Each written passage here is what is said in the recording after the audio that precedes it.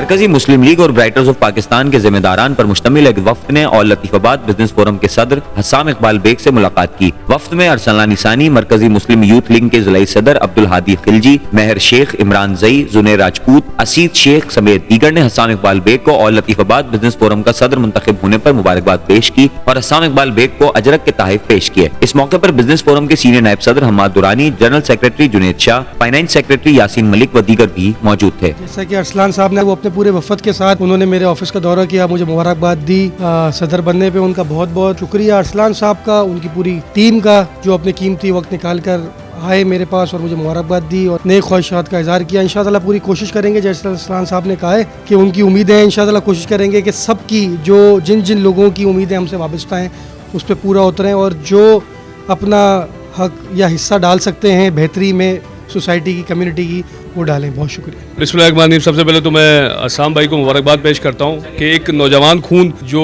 हमारे लतीफाबाद की नुमाइंदगी करेगा बिजनेस फोरम की, तो सबसे पहले असम भाई आपको बहुत मुबारक हो। और हम अपना पूरा वफद लेके यहाँ पे मौजूद हैं और अपनी पूरी टीम के साथ यहाँ मौजूद हैं, उनको मुबारकबाद पेश करने के लिए आए हैं और ये उम्मीद करते हैं कि हैदराबाद और लतीफाबाद बिजनेस फोरम की तरफ से ये नौजवानों को जो ताजिर हज़रात हैं उनको एक अच्छा बेनिफिट देंगे, उनके लिए काम करेंगे। बहुत शुक्रिया।